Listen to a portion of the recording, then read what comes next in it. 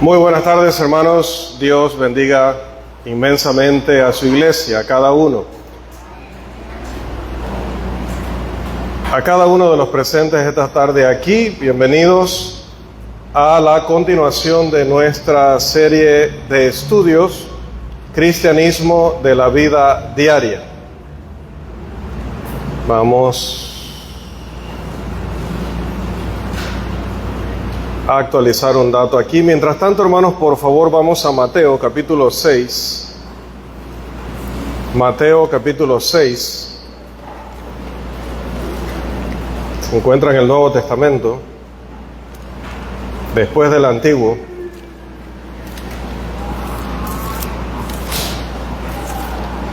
Mateo capítulo 6.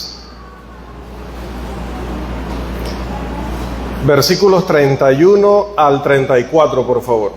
Vamos a leerlo en voz alta, por favor. 6, 31 al 34 de Mateo. No os afanéis pues diciendo, ¿qué comeremos? ¿O qué beberemos? ¿O qué vestiremos?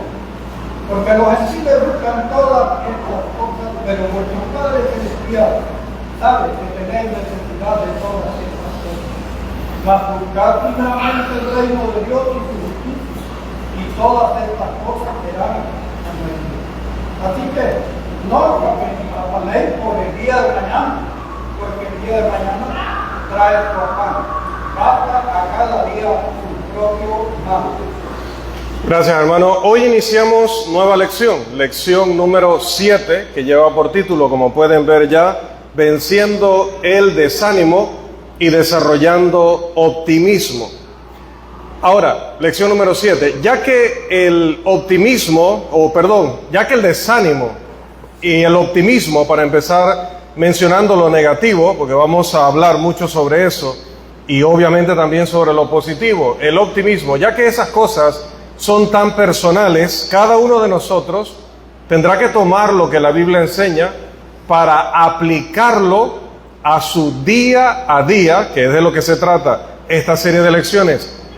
De hecho, es de lo que se trata la Biblia, de todo lo que vamos aprendiendo, irlo aplicando en el día a día, en las decisiones a cada momento, en cada cosa, en cada paso que damos.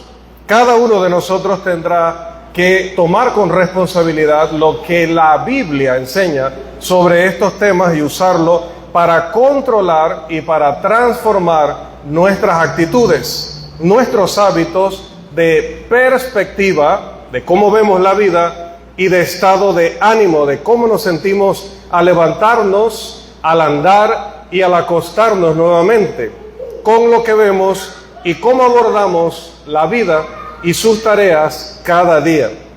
Deben convertirse en esos hábitos tan fuertes y constantes de la mente y del espíritu que recordemos aplicar todas estas verdades prácticas y muy útiles a nuestras vidas en los momentos en que tengamos menos ganas de hacerlo.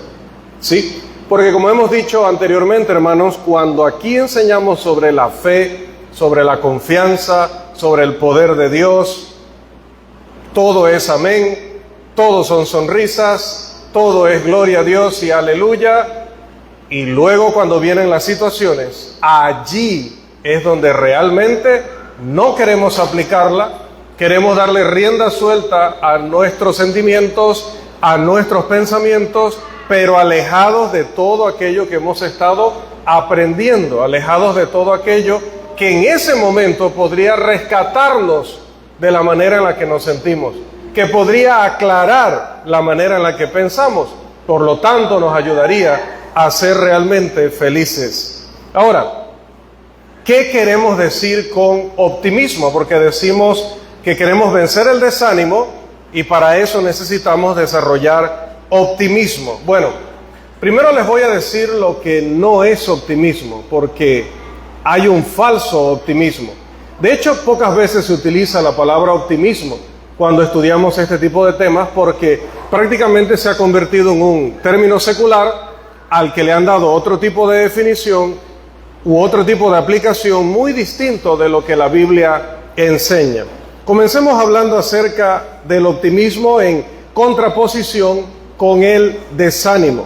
Contrario al pensamiento popular, el optimismo no es un término fácil de identificar y de definir. Es decir, me refiero al optimismo que aprueba la Biblia, al optimismo que ordena la Biblia.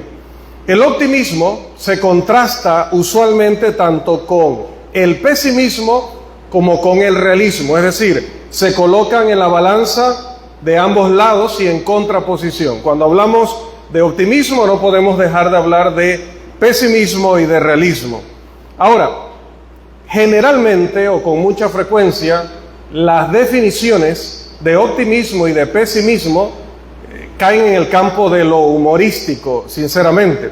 Se ha dicho, por ejemplo, que un optimista es un hombre es como un hombre que busca un apartamento para alquilar con un colchón inflable en un brazo y un abanico del otro.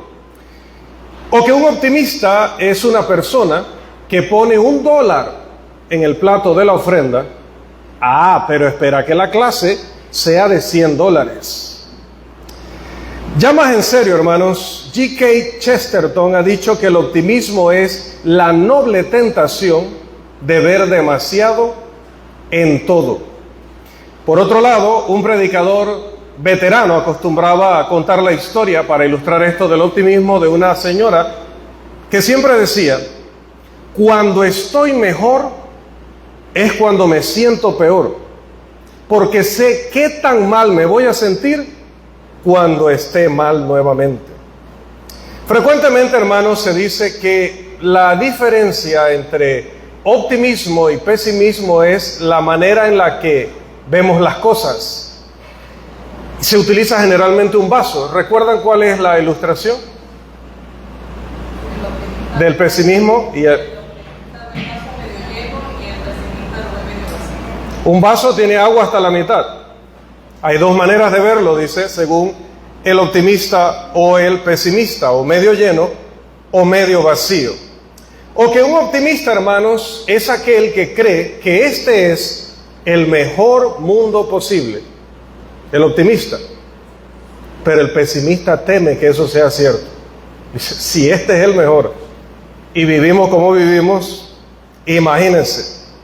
El pesimista es aquel, hermanos, que seguramente ordenaría colocar sobre su tumba: no estoy sorprendido. Me ha ido tan mal que ya morir, ya, ¿qué? Aquí iba a terminar todo. Y tiene razón. Por lo menos materialmente hablando, hermanos. Ahora, es importante entender cómo nosotros, no todas estas personas que han popularizado estas ilustraciones, más o menos definiciones de lo que es optimismo, cómo nosotros, los cristianos, cómo nosotros aquí en Santiago vamos a manejar, vamos a entender el concepto optimismo, pero en esta lección.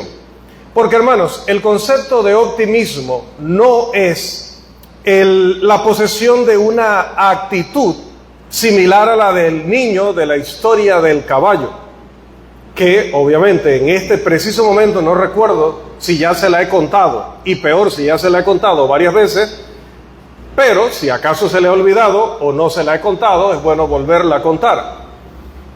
Una familia tenía 2 hijos y uno era un optimista y como se dice, irredento, es que no hay forma de cambiar a ese hombre. Ese niño era optimista en cualquier circunstancia, y tienen otro niño que por el contrario es negativo sin rescate. No hay manera de cambiar a ese niño tampoco. Y llega esta fecha que llaman de los Reyes Magos, y van a llenar esas medias o esos zapatitos, según la cultura donde supuestamente esos Reyes Magos dejan los regalos. Sabemos que son los padres. Al día siguiente, cuando los niños se levantan, obviamente corren hacia ese lugar, y el primero que llega, ¿quién cree usted que es el que llega corriendo primero? Obviamente el optimista. Pero lo que encuentra lo lleva a saltar de emoción y a empezar a correr por todas partes en la casa. pues más lento va llegando el pesimista que solo está esperando lo peor, siempre lo peor, y ve la media y entonces resulta que les habían dejado a los dos la misma cosa. ¿Y sabe qué era? Estiércol de caballo. El optimista estaba corriendo emocionado y gritando por todos lados de la casa y el patio. Y de pronto, en una de esas que corre y pasa cerca del pesimista, le dice: ¿qué te trajeron los reyes? Y él le dice: una bola de caca, qué asco. Y así como, sin muchas ganas, dice: ¿y a ti? Un caballo, pero todavía no lo encuentro. O sea, él vio eso y dijo: si eso está ahí, el caballo tiene que estar por aquí cerca. Tiene que ser algo definitivamente muy bueno que me van a regalar.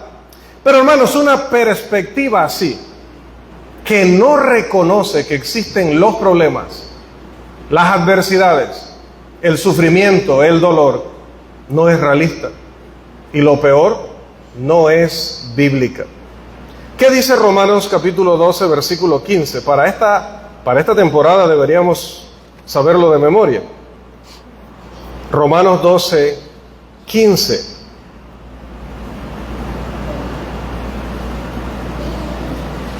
No lo sabemos de memoria, ya deberíamos. Ahí, resáltelo para aprenderlo de memoria. Está en un capítulo que ha sido clave para la serie de sermones de los domingos. Gozaos con los que se gozan, llorad con los que lloran.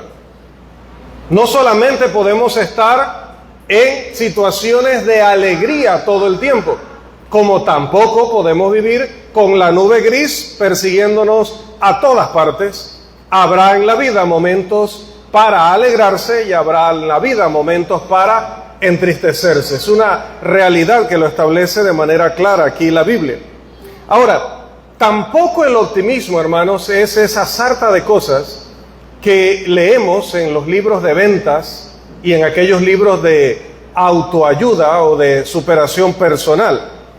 Porque el consejo que nos dan en este tipo de cosas, en este tipo de libros, generalmente está desconectado de cómo hemos vivido el pasado, de cómo nuestro presente, nuestro pasado y nuestro futuro está relacionado con el concepto y la realidad del pecado, sobre todo de esos pecados de los cuales no nos hemos arrepentido. Y tampoco, hermanos, este tipo de libros o este tipo de literatura considera si nuestro modo de andar nos está llevando al cielo o al infierno. Para estos autores eso es totalmente insignificante, es algo irrelevante de mencionar y de desarrollar. En otras palabras, este consejo que nos dan esos libros no está relacionado con lo que la Biblia enseña. No tiene nada que ver y no está en sintonía, no está en armonía con la voluntad de Dios, solo con la sabiduría humana. Generalmente es poco más que un intento por mantener actualizado aquel viejo dicho de cada día en todos los aspectos estoy mejor y mejor. Norman Vincent Peale utiliza expresiones bíblicas en su metodología y libro llamado El poder del pensamiento positivo. ¿Y cuáles versículos piensa usted que utilizará este hombre para atraer lectores cristianos para que caigan en la trampa de su metodología que nada tiene que ver con el consejo de Dios? ¿Qué pasajes podrían utilizar? Y no son los de Mateo que vimos. ¿Qué pasaje ve usted generalmente en las casas, en los autos, en diferentes tipos de cosas, en las redes sociales? Ponen una foto cualquiera, hasta tomándose un refresco, y abajo colocan ese versículo o esos versículos. Sugiérame uno, hermano Didier. No se pierde. Filipenses 4:13, todo lo puedo en Cristo que me fortalece.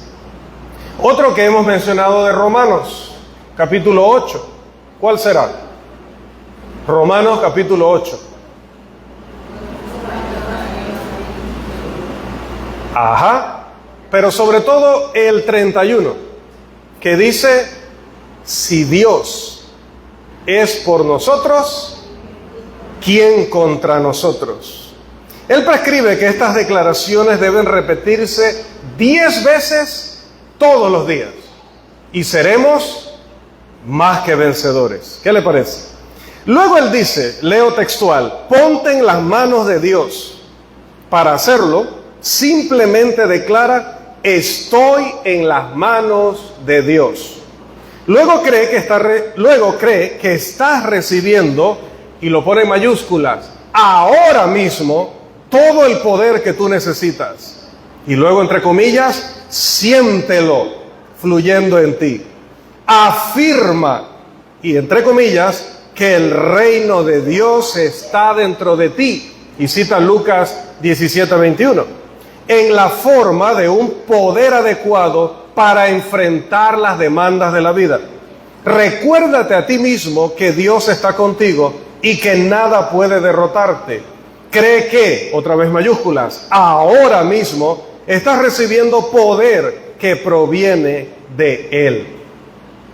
¿Cómo suena eso a la mayoría de las personas que compran este libro o similares? ¿Cómo le suena eso a una persona que es cristiana, pero no está satisfecha con el consejo de Dios? Que está tan angustiada, está tan desesperada, que no confía ya en Dios. Así que busca otras fuentes para animarse, para fortalecerse, para supuestamente salir adelante en la vida. ¿Cómo le suena todo esto? Con Lucas 17:21, con Filipenses 4:13, con Romanos 8:31, con hablar del poder de Dios en ti, con decir estoy en las manos de Dios, decirlo 10 veces hasta convencerme a mí mismo. ¿Cómo suena eso? Suena bien, pero este señor nunca habla del pecado. Mucho menos hablará del perdón del pecado. Rara vez menciona el cielo y solamente se ocupa de que las personas se sientan mejor consigo mismas, de cualquier manera y de cualquier forma. Ese es su enfoque. Y ese tipo de enfoques, en ese tipo de libros, incluso voy a ir más allá y diré que ese tipo de enfoque en sermones y en clases, aún en la iglesia del Señor, no es el correcto. Eso sería algo como tener fe en la fe. Tener fe en la fe. Y no funciona así. Es decir, y le explico, una vez les hablaba de que a veces en el periódico te dicen, lee el Salmo 91 12 veces, luego el Padre Nuestro 6 veces, y tu vida y tu día, empezando tu día, creo que dicen, va a cambiar drásticamente. Luego de haber hecho esas lecturas, 12 y 6, creo que dije, entonces pide lo que más quieras en esta vida. Y mantente enfocado en eso durante todo el día. Usan la fe como si fuera un talismán, como si fuera algo que en sí mismo va a atraer cosas porque tiene que atraerlas. Y nosotros a veces nos dejamos engañar por esos discursos. Los predicadores, si no tenemos cuidado de enfocarnos en la Biblia y de dejar de estar leyendo cualquier libro que tenga un título muy llamativo o que nos parezca que va a atraer a más personas o retenerlas, podemos caer también en el engaño de utilizar la fe, como utilizar a Dios y utilizar la fe como si fueran una varita mágica que hará posible todo lo que yo quiera, cuando yo lo quiera y como yo lo quiera. Y si no lo tengo en la iglesia de Cristo, terminaré en un grupo religioso que sí pueda hacer de eso una realidad, o que me haga creer que vivo en ese sentido una realidad. Fe en la fe. Si ese tipo de fe tiene algún contenido, la verdad no lo explica este caballero, ni lo sabemos si exista. La verdad no importa a personas como estas, siempre y cuando puedan persuadir a otros de que están bien. Eso es lo que le interesa, y obviamente la venta de sus libros. Esto se logra generalmente mediante una especie de hipnosis y también de, permítame el término, no sé si existe, sugestibilidad aumentada. Preparan tu mente para que recibas, para que creas cualquier cosa que luego te van a decir. Y no solamente para que le creas a ellos, sino que dejan tu mente como la de ese niño fluctuante del que habla Efesios capítulo 4, que es arrastrado por cualquier viento de doctrina. Entonces viene el hinduismo, viene el budismo, y te dicen a través de la meditación, a través de los puntos, los chakras en el cuerpo, a través de viene también la filosofía hinduista y china de cómo debes colocar ciertas cosas en la casa, qué cosas debes eliminar, qué cosas debes incluir, con qué colores te debes vestir, y eso ayudará a que todo empiece a florecer. Se va a ir esa sal, se va a ir esa sombra, se va a ir esas cosas negativas que hay en la vida. Y otra vez, repito, esto no solamente está engañando al mundo, engaña incluso a miembros de la iglesia. Y este es un lugar donde hay que hablar con la verdad para desenmascarar todo este tipo de cosas y establecer lo que dice Dios.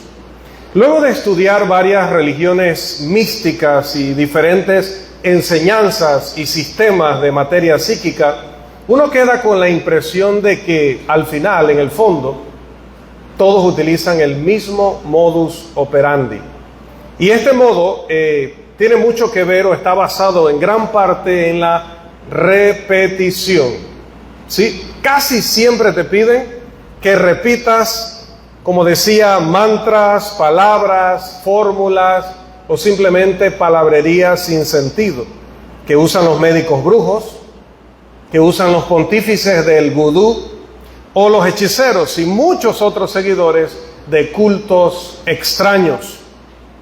Y esto para invocar a los espíritus o una obra de magia negra, pero que toman otros este lenguaje, esta metodología, la refinan, la adaptan, le ponen unos términos más bonitos, le ponen allí adjunto un versículo bíblico y vámonos.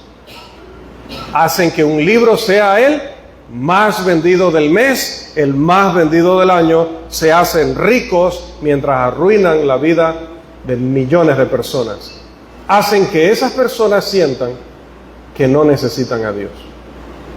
Y que hay personas que sin la Biblia te pueden dar mejores consejos. A eso llevan a las personas. Entonces cuando uno llega con el Evangelio a predicarles, esas personas no quieren escuchar, no están interesados. Sienten que ya tienen allí a padre rico, padre pobre, tienen a esto del poder de la atracción, el poder del pensamiento positivo,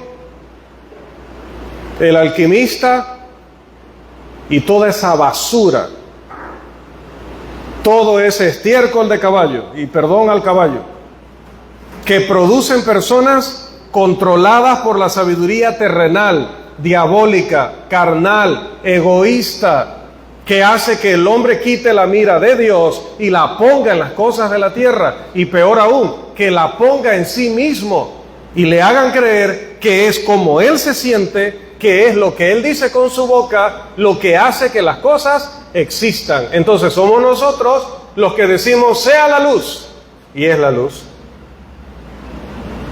Pero no somos nosotros los que decimos así y se hace así. Es nuestro Dios, el que produce en nosotros tanto el querer como el hacer por su divina voluntad y poder. Hermanos, uno encuentra el mismo principio activo que se vende en estos libros y se vende en este tipo de programas, revistas, podcasts, canales de YouTube y demás, en los conjuros, las letanías y esas lecciones diarias.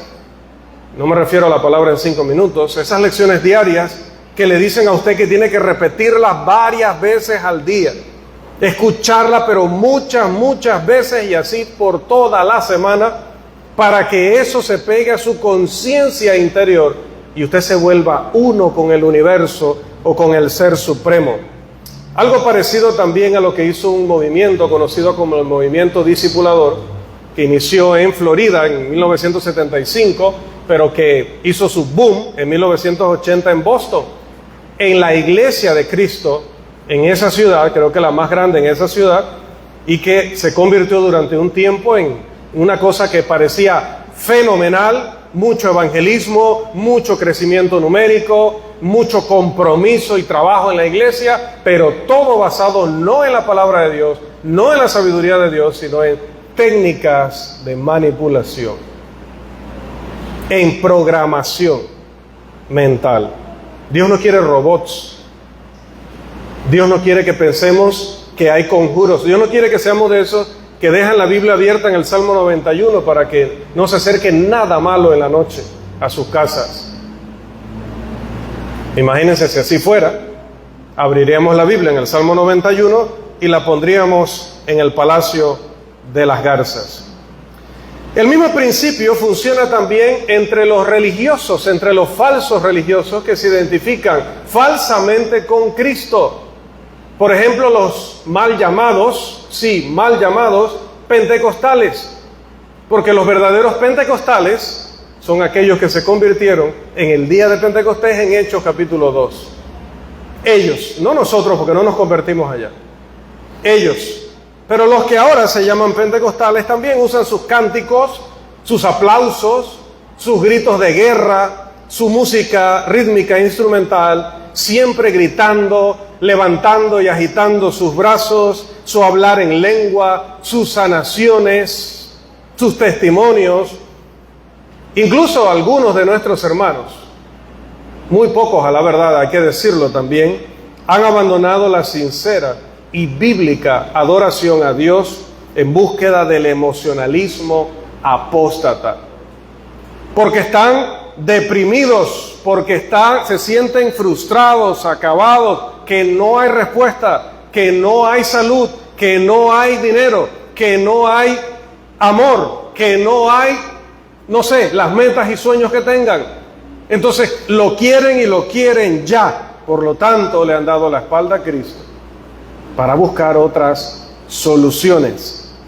Y amados, si nuestra fe no debe basarse en la sabiduría del hombre, 1 Corintios 2:5, mucho menos en el emocionalismo del hombre. Nuestra actitud debe estar basada en la verdad. Debe estar basada en lo que es real, auténtico, verdadero. ¿Qué dice Juan capítulo 8, versículos 31 y 32, por favor, alto y claro? Juan capítulo 8, versículos 31 y 32.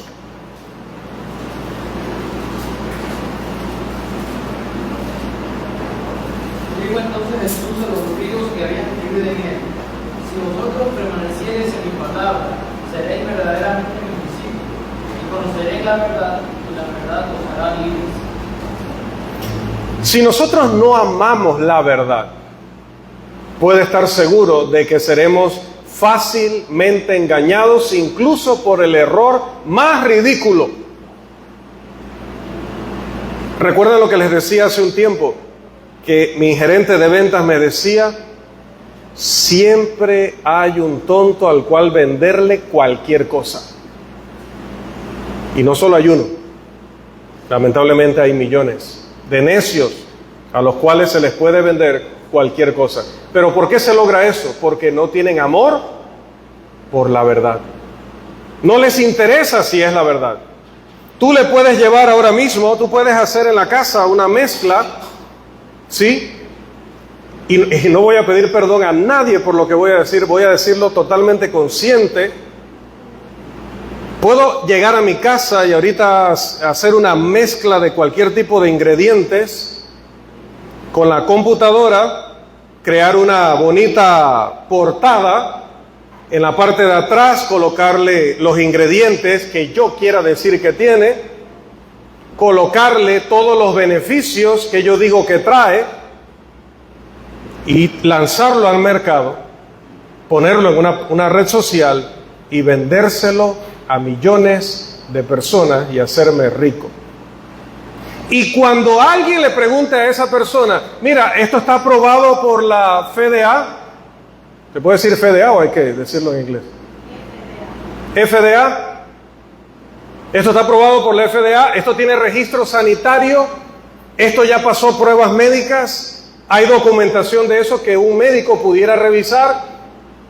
No, lo que pasa es que las farmacias se han apoderado del mundo, están controladas por Satanás, entonces todo eso es para envenenar al ser humano y destruirlo, y por eso es que esto no tiene ningún tipo de registro sanitario, nunca ha sido aprobado por una asociación médica, nunca ha sido probado o ha pasado todos los rigores y todos los protocolos, pero de que eso sana o resuelve o que trae hojas del árbol de la ciencia del bien y del mal y de la vida, es así. ¿Por qué? Porque así lo dice la etiqueta.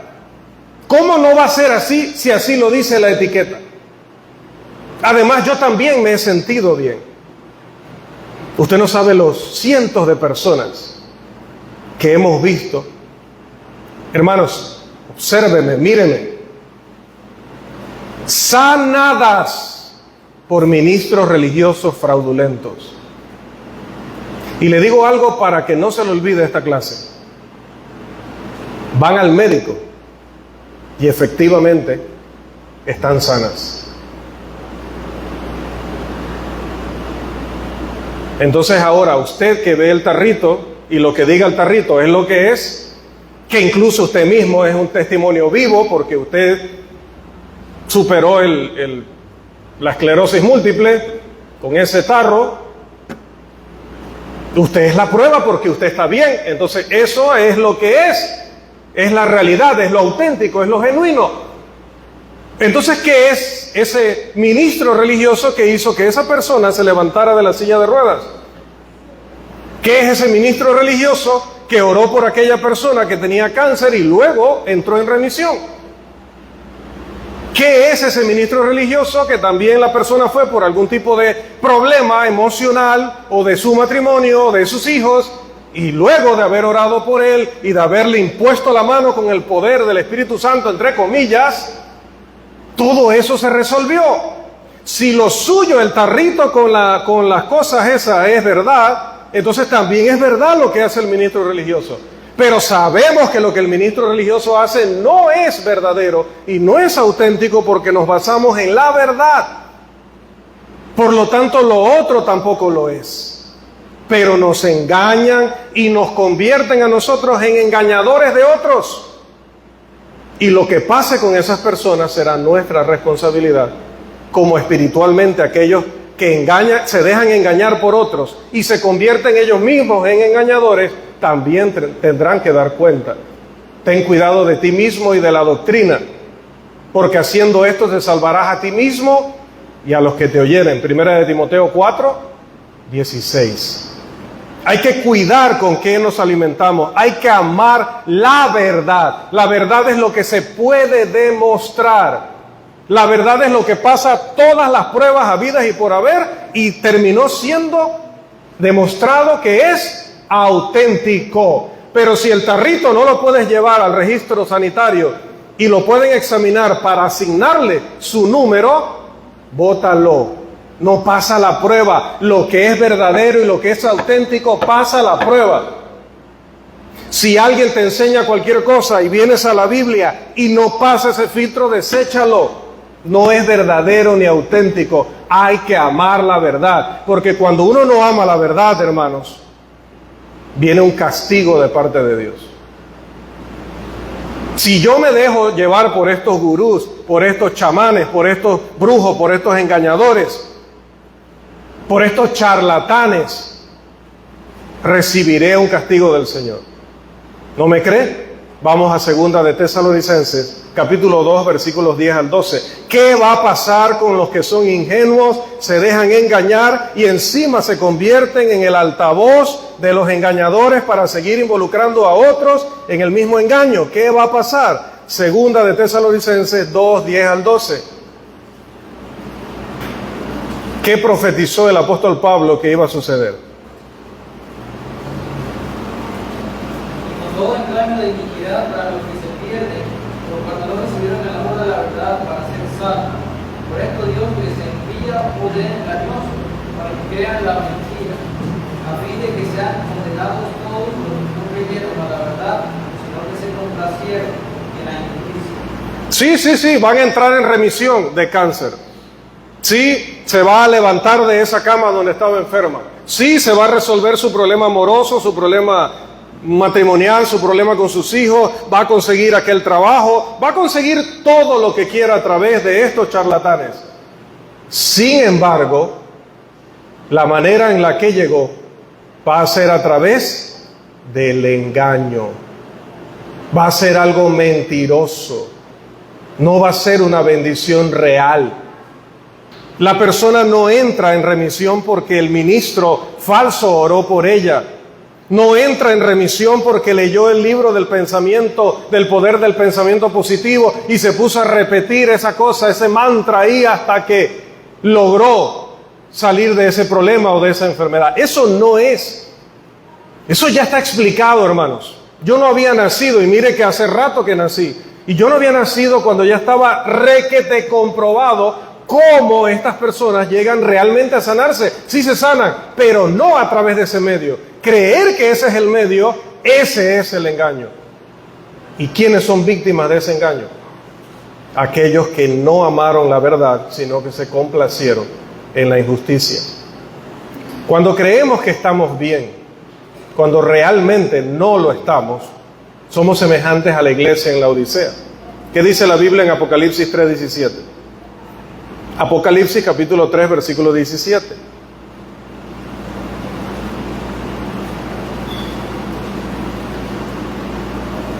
Apocalipsis 3:17, por favor. Porque tú dices, yo soy rico y me he enriquecido, y de ninguna cosa tengo necesidad, y no sabes que tú eres un desventurado, miserable, pobre, ciego y desnudo. No hay nada malo con tener una buena autoestima, siempre y cuando no se deba a una mentira. El falso optimismo es peligroso. Tan peligroso como creer que estamos bien con Dios cuando no es así. Esa es una falsa seguridad. Generalmente, cuando nos dejamos convencer por los vendedores del falso optimismo, lo que hacemos es esperar cosas irreales. Y cuando usted espera cosas irreales, está esperando cosas imposibles. Es esa negación de la realidad y esa procrastinación del deber. ¿Sabe qué es procrastinación? El que hay algo que hacer, pero siempre digo, mañana lo puedo hacer. Eso se hace el fin de semana, para fin de mes, para cuando tenga vacaciones, para cuando el río no tenga orillas. Eso es procrastinación. Entonces, esa negación de la realidad y esa procrastinación del deber no es cristiano, no es de hijos de Dios. En lo que respecta al deber, los cristianos deben vivir en el ahora. Cuando Pablo le dijo a los tesalonicenses que Cristo vendría pronto, algunos tomaron esa enseñanza para decir, ¿ya para qué vamos a trabajar? Si ya viene el Señor. Y Pablo les dijo, el que no trabaja, que tampoco coma. Pónganse a trabajar, que el Señor nos encuentre trabajando. Sean como mi abuela materna. Casi no dormía porque ella decía, imagínese que llegue Jesús y yo durmiendo. ¡Qué vergüenza! Hermanos, dice la palabra 2 Corintios 6:2, he aquí ahora el tiempo aceptable, he aquí ahora el día de salvación. Debemos cumplir con nuestro deber ahora, que eso es lo que nos pone en paz con Dios. Eso es lo que nos da seguridad de que estamos bien con Dios. Y cuando estamos bien con Dios, entonces sí podemos decir, si Dios es por nosotros, ¿quién contra nosotros? Ese por nosotros no es incondicional. Está condicionado a que obedezcamos al Señor, a que aprendamos su verdad y apliquemos su verdad. Cuando hacemos lo que Dios dice, entonces estamos bien con Dios. Y estar bien con Dios debe llevarnos a tener optimismo bíblico. Que venga lo que venga, como dice el himno, porque yo estoy bien con mi Dios. Posponer la obediencia al Señor es desobedecer al Señor. Hay que obedecer al Señor ahora. Hay que hablar mucho acerca del optimismo, pero el tiempo no nos lo permite. Hay que hablar un poco más acerca del desánimo que viene cuando no somos realistas en las cosas. Pero definitivamente, hermanos, la lección hoy es: ame la verdad, porque en la verdad de Dios es donde están todas las respuestas que realmente necesitamos. Todas las cosas que Dios quiso que conociéramos sobre la vida ya están reveladas en este santo libro. No busque afuera. No le pregunte a sus amigos si ellos no se están basando en la palabra de Dios. Básese en la verdad de Dios para que tenga la sabiduría de Él, tenga las respuestas de Él y, por favor, con la voluntad de hacer su voluntad para estar bien con Él, y entonces sí decir que todo es posible para Dios y para aquel que sirve a Dios. Que el Señor nos siga bendiciendo.